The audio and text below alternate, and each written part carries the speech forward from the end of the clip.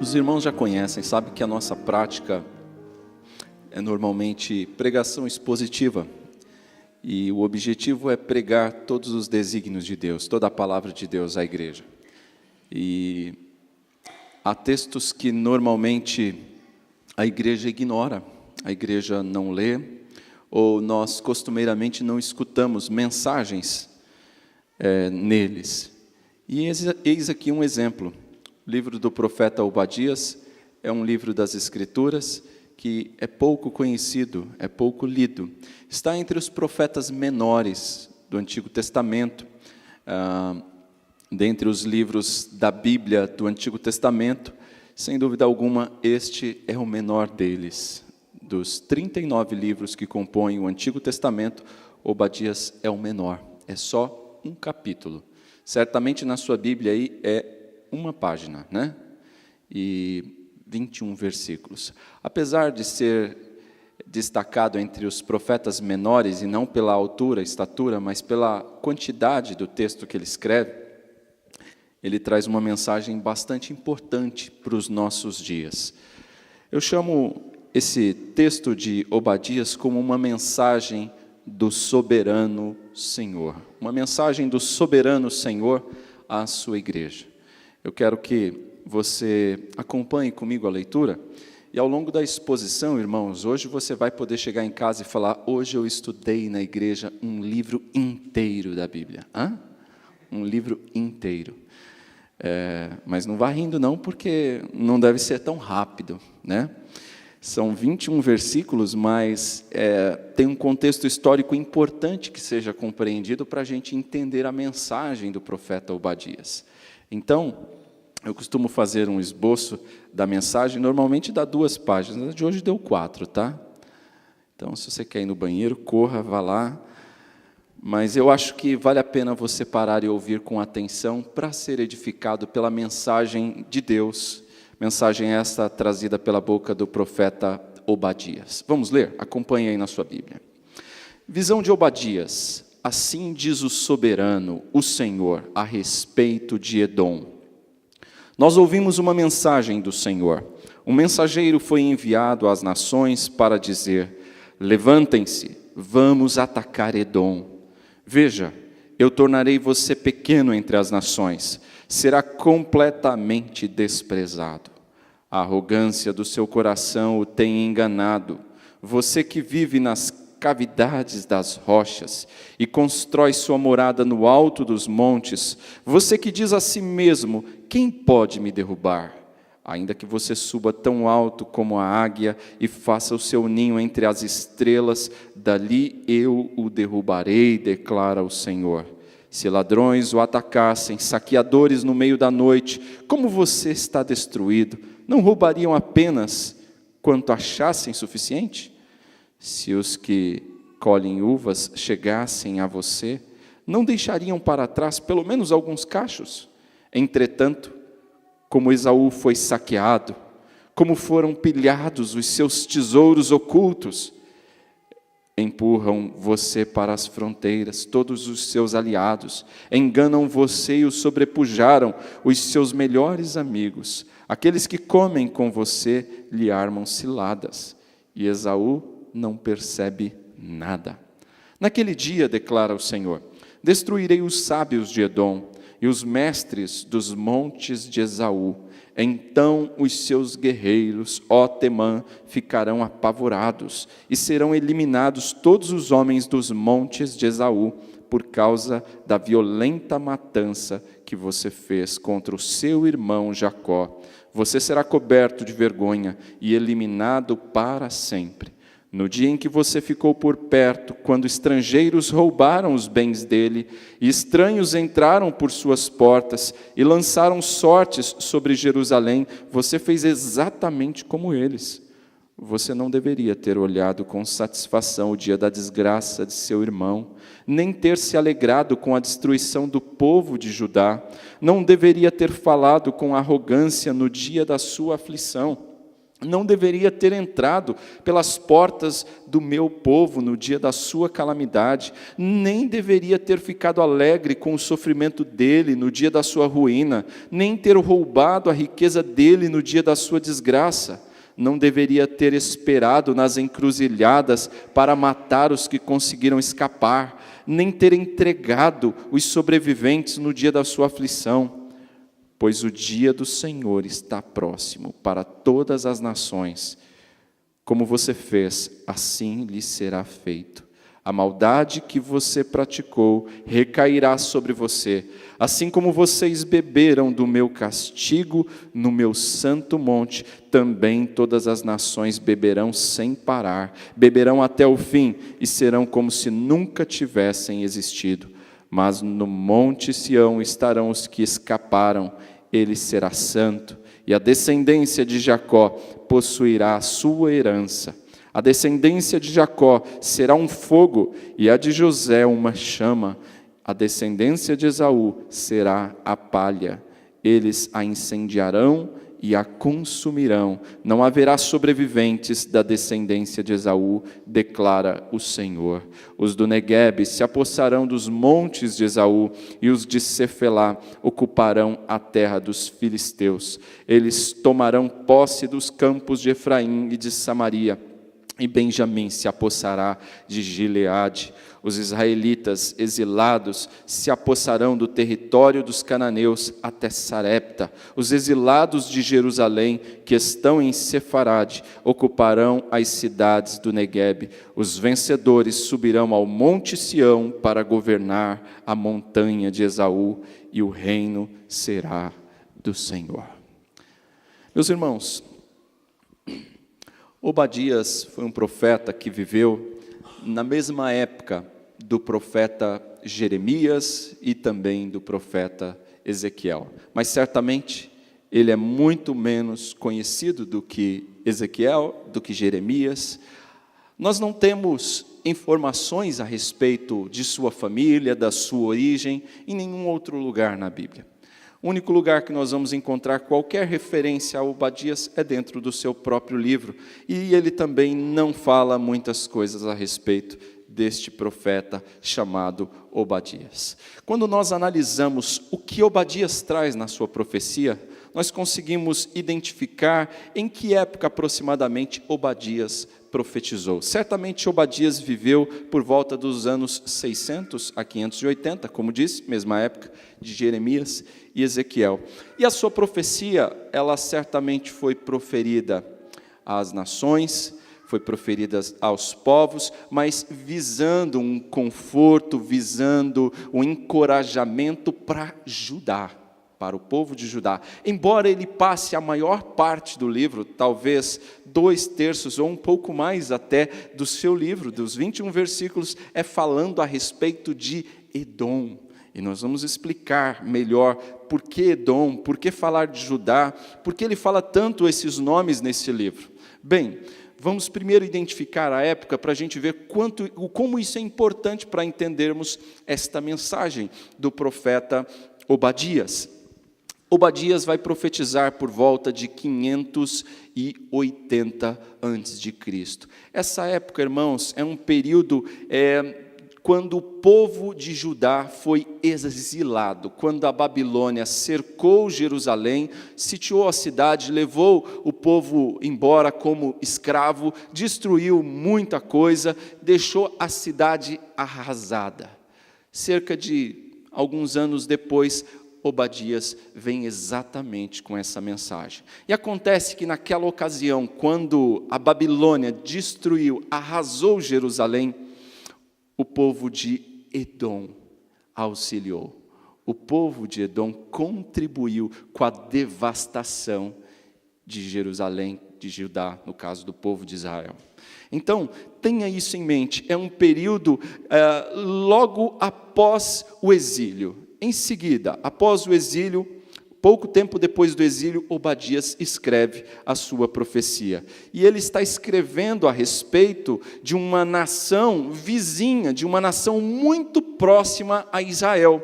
Se os irmãos depois chegarem em casa, tiverem a curiosidade de buscarem alguma Bíblia que vocês tenham um mapa do Antigo Testamento, olhar no Google, vocês vão ver que essa nação de Edom, ela era vizinha à nação de Israel, bem na região sul. Se você olha o mapa, quando você o vê na sua frente, do lado direito, no canto da página, do lado direito, inferior ao sul, abaixo do Mar Morto, está ali a região de Edom. E se for um mapa colorido, você vai ver que Edom era uma região montanhosa. Acredita-se que a sua capital é a cidade hoje conhecida como Petra, uma cidade bastante turística, né? E muito conhecida nos nossos dias. Acredita-se que seja exatamente essa a cidade identificada aqui como a capital de Edom, né? Veja, bom, antes de avançar e entender melhor o contexto, vamos entender um pouco o que significa o nome Obadias. E o nome Obadias é bastante instrutivo, bastante significativo para nós. O seu nome no hebraico significa servo de Jeová, ou adorador de Jeová.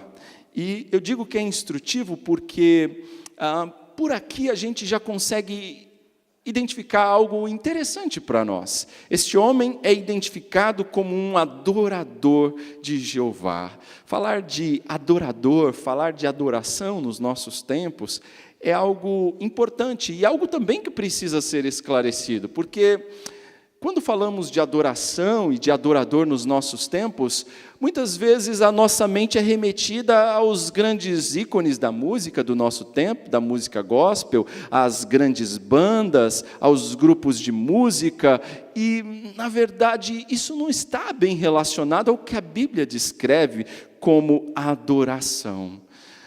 O nome de Obadias nos ajuda a entender o que é adoração. E adoração tem a ver com prostrar-se diante de Deus, com reconhecer a sua grandeza, com curvar-se diante dele. E é isso que o nome de Obadias significa. Então veja, meus irmãos, nós aprendemos a partir do nome já de Obadias o que é ser um adorador. É alguém que se coloca para servir, é alguém que se coloca curvado diante de Deus, reconhecendo a sua grandeza. Adoração não é sentir aquele frio na espinha, não é aquele calor enquanto canta, não, é serviço, é se curvar diante de Deus, é reconhecer a sua grandeza. Obadias significa um adorador de Yahvé. Obad, adorador, Yahvé, Yahvé. Veja, irmãos, por aqui nós já temos uma primeira lição para os nossos dias, que precisamos realmente de ser adoradores de Yahvé, e não seguidores dos ícones da música gospel dos nossos dias, que arrebatam multidões, né? Quando se fala que alguns dos ícones estão numa igreja, milhares de pessoas vão para lá e seguem os seus trejeitos, os seus costumes, suas falas, as roupas que usam. Não, isso não é ser adorador.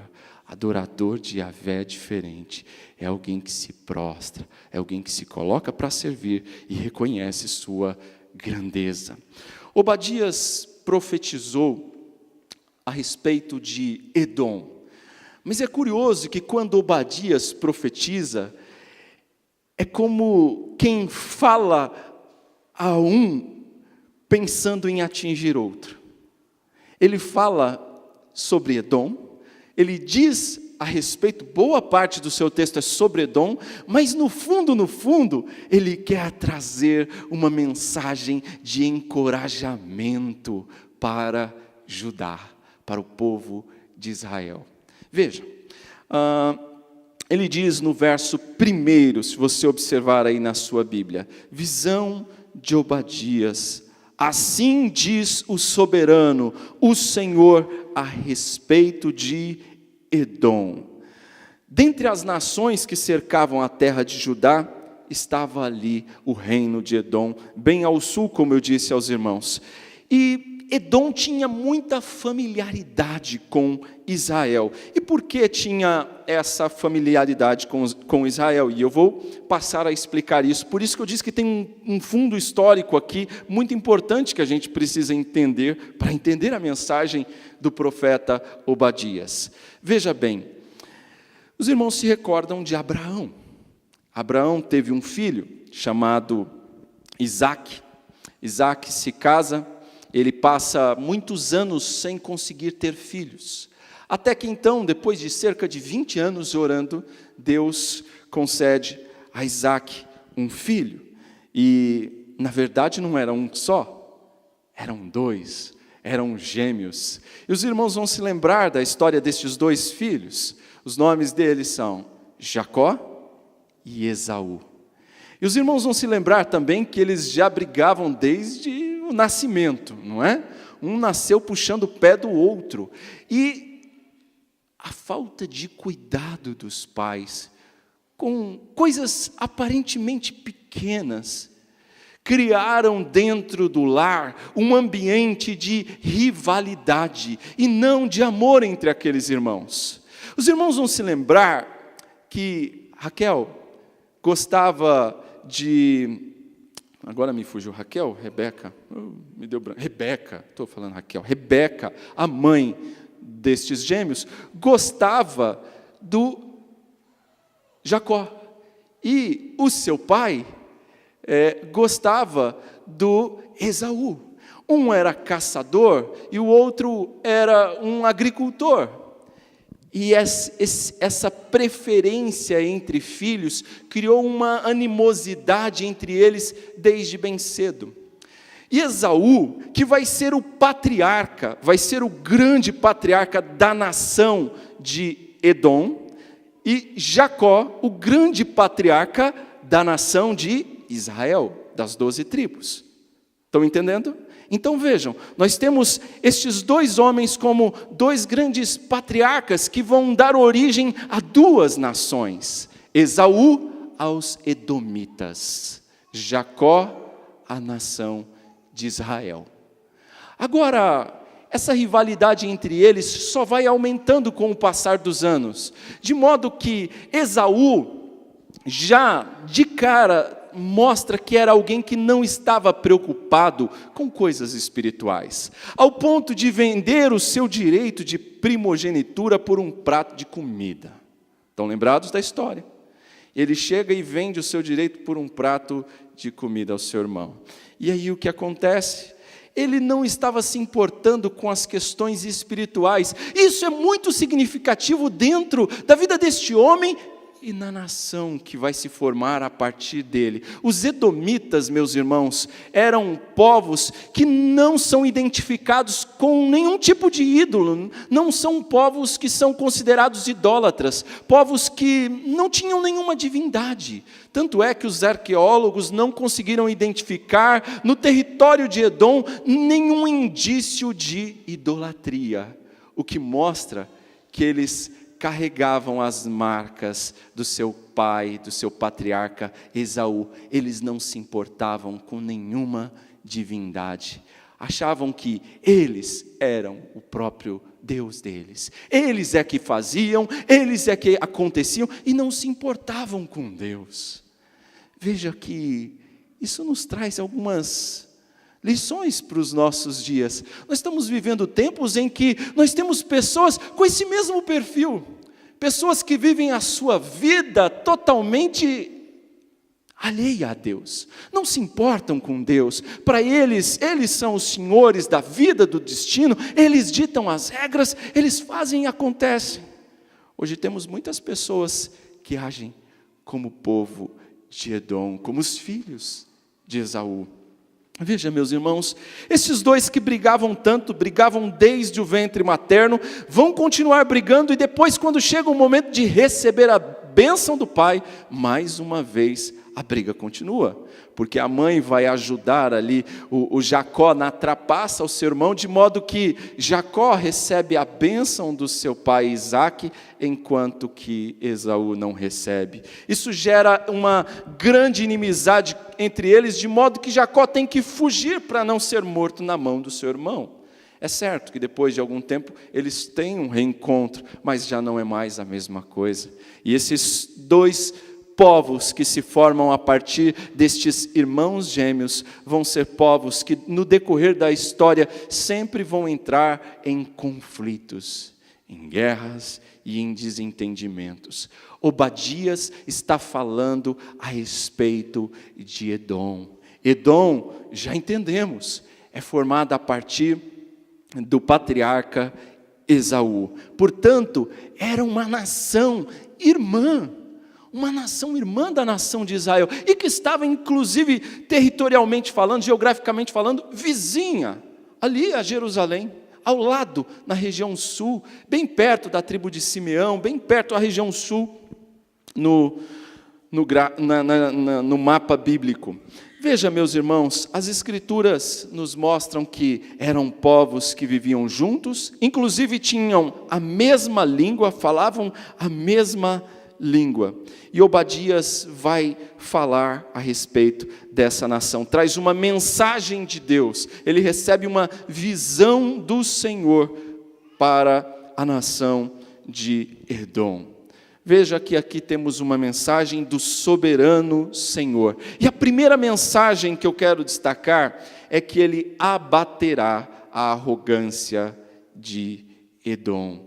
O verso 2 diz: veja, eu tornarei você pequeno entre as nações, será completamente desprezado. Isso é o que ele está falando a respeito do que vai fazer, do que Deus vai fazer a Edom. Verso 3, a arrogância do seu coração o tem enganado. Você que vive nas cavidades das rochas e constrói sua morada no alto dos montes, você que diz de si mesmo, quem pode me derrubar? Deus está dizendo que vai abater a Edom. Meus irmãos, antes de tudo, nós precisamos lembrar de mais um aspecto aqui importante do contexto de Edom. Edom era uma nação que achava que eles eram o seu próprio Deus, se achavam em segurança, se achavam fortes. E por que eles se achavam tão fortes? Porque eles viviam nas cavidades das rochas. Ao contrário das demais nações, o povo de Edom construía as suas casas nas rochas. Eles escavavam nas rochas e ali eles moravam. De modo que, por morar nestes lugares, de certa forma, seguros, eles se sentiam em segurança, protegidos, mais fortes que os outros povos. Eram arrogantes, se achavam poderosos por isso. E Deus então se levanta aqui e diz: eu abaterei a Edom na sua arrogância. Ainda que vocês subam as montanhas mais altas, eu os derrubarei de lá. O Senhor diz no verso 4, ainda que você suba tão alto como a águia e faça o seu ninho entre as estrelas, dali eu o derrubarei, declara o Senhor. É o Senhor quem vai abater a arrogância de Edom. Deus está não só convidando as nações, mas Ele próprio está se identificando como aquele que vai abater Edom, como aquele que vai tirar o salto alto de Edom, e não só tirar o salto alto, mas vai destruir Edom. Os habitantes de Edom que se achavam seguros por morar em casas petrificadas, Deus está dizendo que os abaterá. Nós podemos olhar, irmãos, ao longo da história e ver que os grandes impérios que existiram, como todos eles sucumbiram. Quando nós falamos da arrogância dos povos, nós vamos ver, irmãos, que nenhum império tem poder para se estabelecer, a menos que Deus o permita.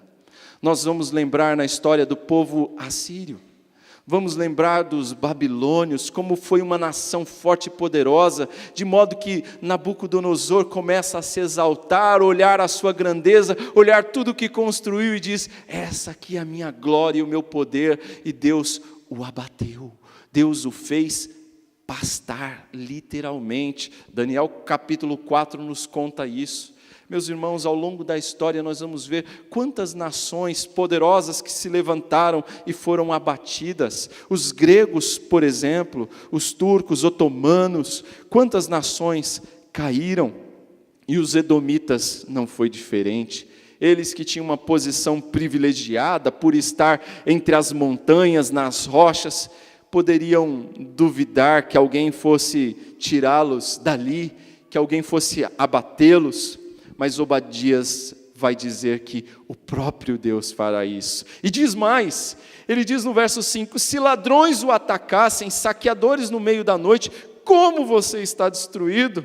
Não roubariam apenas quanto achassem suficiente? Se os que colhem uvas chegassem a você, não deixariam para trás pelo menos alguns cachos? Não. Entretanto, como Esaú foi saqueado, como foram pilhados os seus tesouros ocultos. O que Deus está dizendo aqui nesta passagem é que quando um ladrão ele vem para roubar, ele vem e pega o que ele estava disposto a pegar e vai embora, e sempre deixa alguma coisa.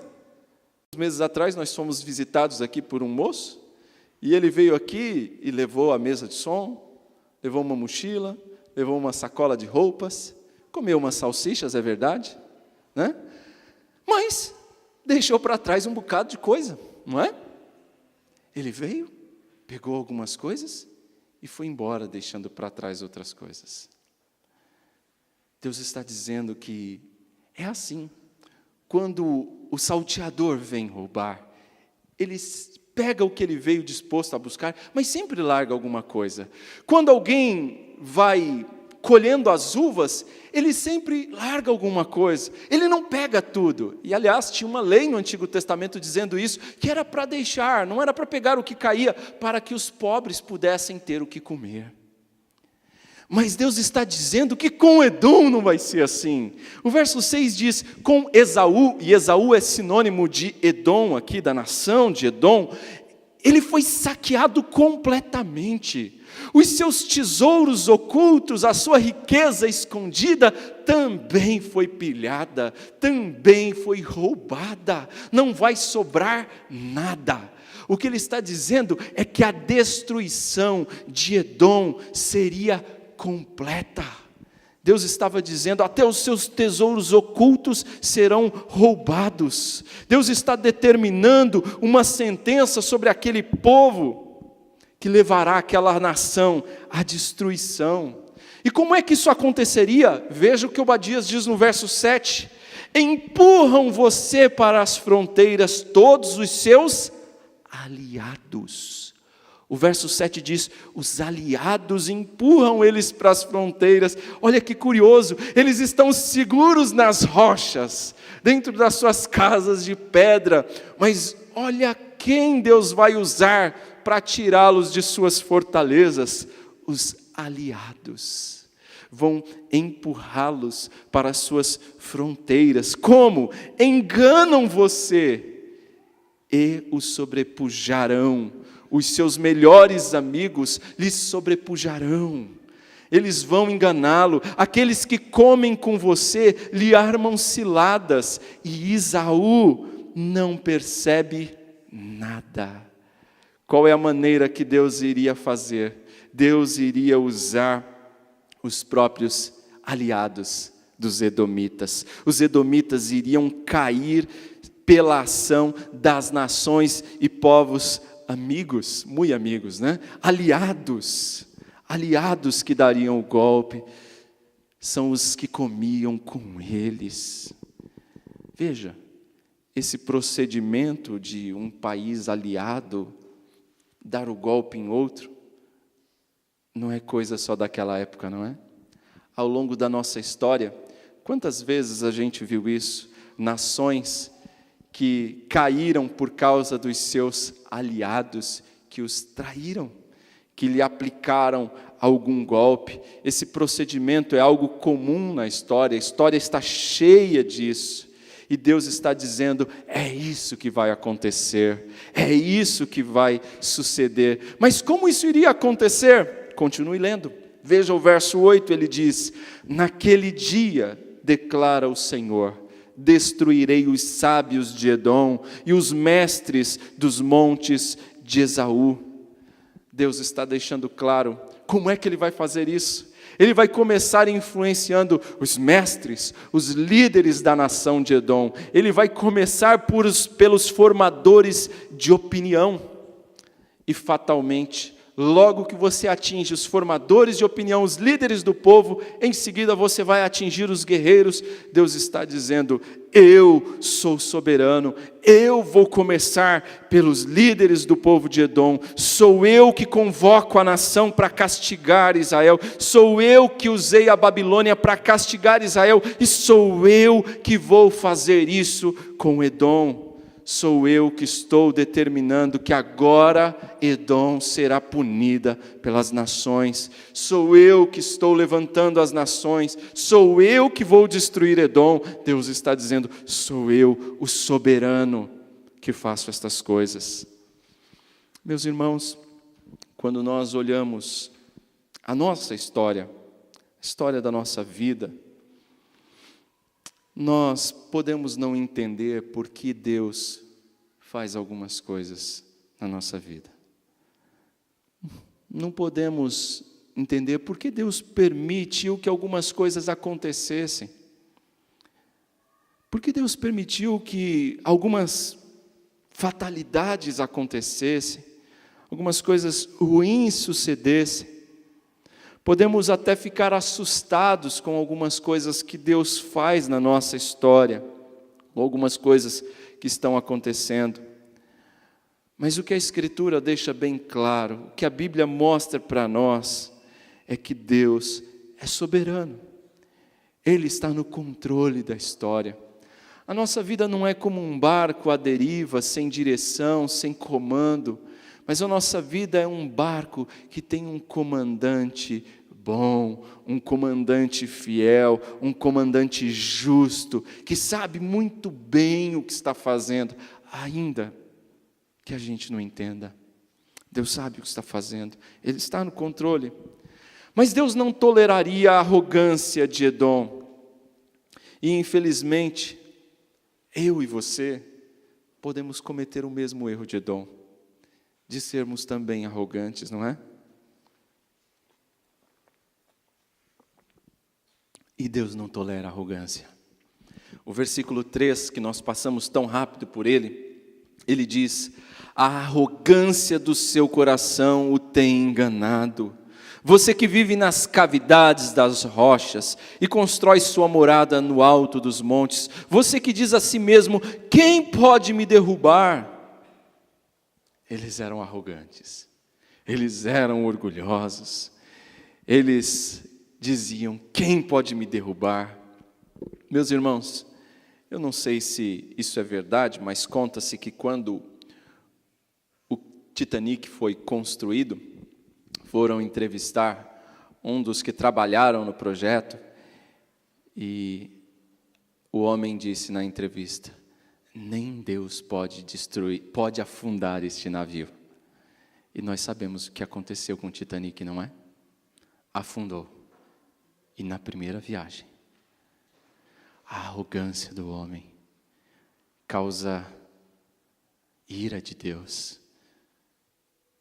Deus não gosta dos arrogantes. Deus abaterá a arrogância de Edom. Se há algo que o Senhor reprova, é a arrogância. O Senhor foi muito claro contra o povo de Edom, como nós vemos no verso 8. Naquele dia declara o Senhor, destruirei os sábios de Edom. Eram os mais arrogantes, os mestres dos montes de Esaú. Meus irmãos, houve uma destruição começando pelos sábios, pelos mestres, que eram arrogantes, achavam que tinham tudo, que tudo vinham deles. Deus iria destruí-los, começando pelos cabeças. E ele continua no verso 9 dizendo: então os seus guerreiros, ó Temã, ficarão apavorados e serão eliminados todos os homens dos montes de Esaú. Suas casas, eles ficavam nos montes, serão eliminados. Por quê? Por que eles seriam eliminados assim? Porque não há pecado mais detestável aos olhos de Deus do que a arrogância. A arrogância, o orgulho deste povo era detestável aos olhos de Deus. Nós vamos perceber Deus falando sobre isso nas Escrituras em várias passagens. Posso recordar aqui apenas algumas para os irmãos lembrarem. Por exemplo, Provérbios 6, verso 18, está escrito: a soberba precede a ruína e a altivez do espírito a queda. É sobre isso que Obadias está falando aqui, meus irmãos. Provérbios 6, 16 e 17 diz assim: há 6 coisas que o Senhor odeia, 7 coisas que Ele detesta, e a primeira delas qual é? Olhos altivos, arrogantes, soberbos. Deus odeia a soberba. Meus irmãos, Deus odeia a soberba não só em Edom, em qualquer um, no seu povo. O exemplo de Nabucodonosor é claro. A arrogância daquele homem causou a ira de Deus e Deus o fez pastar. Há alguns anos, um bilionário brasileiro foi dar uma entrevista, vocês vão se lembrar dele, do Eike Batista, e ele dizia que em poucos anos ele seria o homem mais rico do mundo. E a repórter, ao ouvir que assim, em tão pouco tempo, ela: mas você não acha que é pouco tempo? Ele, com um ar de arrogância, disse: você acha? E onde ele está hoje? Até pouco tempo atrás estava preso. Perdeu grande parte da sua fortuna, estava preso, agora está respondendo aos seus processos, talvez em liberdade, mas com muitas restrições. Inúmeros processos nas costas. O que aconteceu com ele? Foi abatido na sua arrogância, porque Deus não se agrada de soberbos. É sobre isso que Obadias está nos falando, meus irmãos. A arrogância conduz uma pessoa a ter uma visão errada a respeito de si mesmo.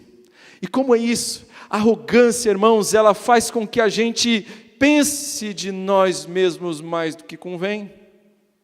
A arrogância é como aquele espelho que você olha para ele, sabe como é? Você fica até mais forte, mais bonito. É aquela foto com Photoshop que você fica bonitão. A arrogância faz isso. Mostra que você é algo que você não é. E quantos de nós não cometemos este mesmo erro hoje? Quantos não se acham capazes? Quantos não pensam que pode dirigir a sua vida e decidir o seu futuro? A despeito do que Deus pensa. Quantos não se acham senhores da vida e do destino?